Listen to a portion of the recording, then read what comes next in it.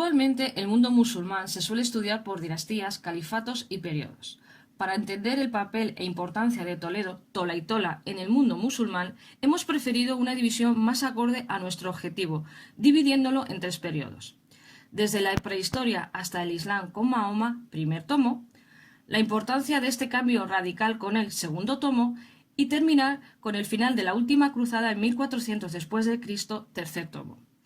En ellos estudiamos el mundo musulmán desde su origen hasta 1400. Vemos la importancia de Tola y Tola y terminamos con la evolución del urbanismo de sus ciudades.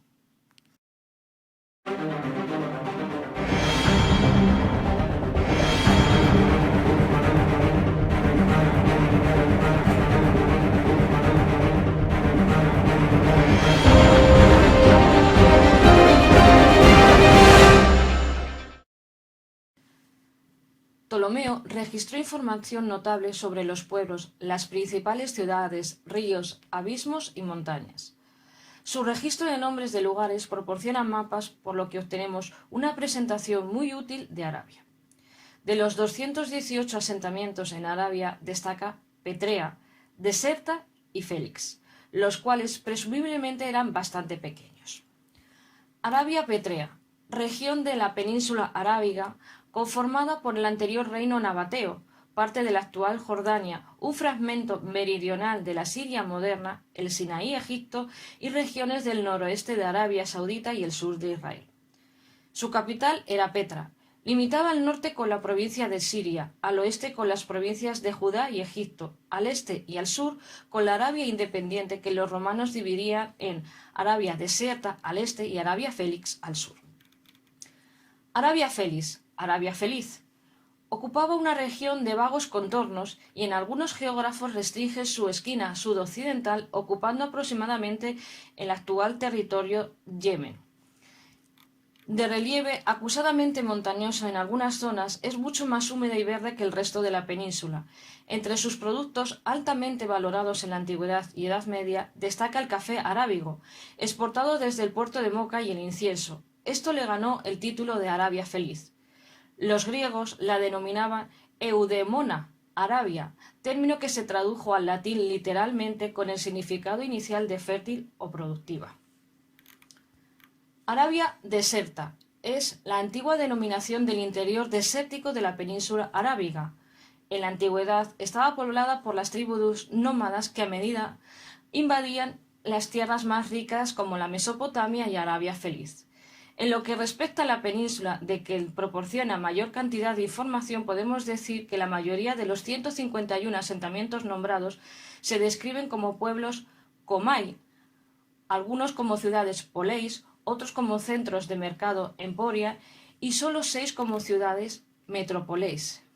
Estos últimos son Mareavic o Mará, Nará o Nagara, Sawa o Sabatá, Mafá o Maefá, Zafar o Safar y posiblemente el moderno Kuray at-Alfa o Maocosmos. Ptolomeo lo ubica al norte de Naraí y al suroeste de las montañas, probablemente en torno a Tuwai.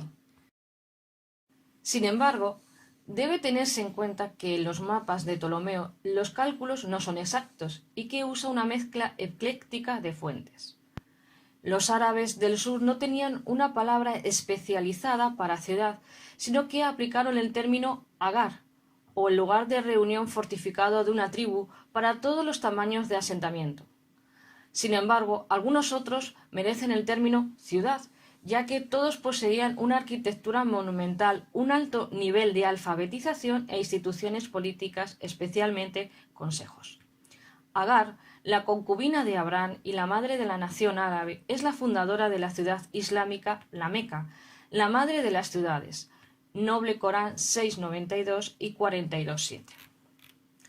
Dado que las primeras ciudades del sur de Arabia eran adyacentes al desierto abierto y a menudo estaban en desacuerdo entre sí, las fortificaciones se consideraban esenciales, y lo que comenzó como una necesidad pronto se convirtió en una fuente de orgullo y un signo de riqueza y estatus, con ciudades compitiendo entre sí por el poder y alcance de sus muros y bastiones circundantes.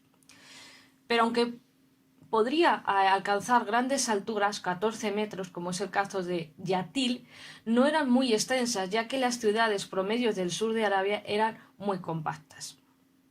De las 4 capitales a destacar los muros de Qanar tenía una longitud de 1150 metros, en Tinam de 1850 metros y Sawá de 1500 metros, aunque con una línea defensiva más allá de esto, y Marib, la ciudad más grande del sur de Arabia, de 4500 metros.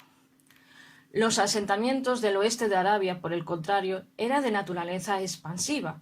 Solo unos pocos estaban encerrados, como Taimá, donde los muros abarcaban un área de 8 kilómetros cuadrados. La mayoría eran ilimitados, como Medina, que cubría un área de unos 50 kilómetros cuadrados, divididos en pequeños distritos de clanes discretos, que constaban de casas individuales y complejos residenciales. Y en medio había espacios abiertos, o Fusa al-Madina, salpicado de parcelas agrícolas, palmerales, jardines, pastos, manantiales y pozos que comprendían una gran cantidad de tierra baldía. Los habitantes asentados de Arabia favorecieron las viviendas de piedra o ladrillo de barro, adobe. El tipo más frecuentemente mencionado por los poetas y escritores musulmanes preislámicos es el complejo residencial o Kars. El Kars se define de paredes altas de este terreno. Era un edificio de 4 cuadrados en arcilla, 60 pasos a un lado, con torres de esquina bajas. En el medio se encuentra el pozo de 7 brazas a la roca, recubierto de mampostería seca, un patio de camellos doble y buscando establos para cisnes y asnos, cámaras de una cuidadora de esclavas y su hijo, almacenes groseros en las torres y la morada del río.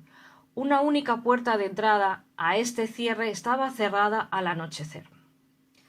A menudo, como era el caso hasta hace poco en ciertas partes de Arabia, se incorporaría una torre casa o utun en el muro perimetral, en una parte de fines defensivos y en parte por prestigio. La altura se sugiere por comparación con el corpulento camello, generalmente descrito como alto como el pilar de una puerta.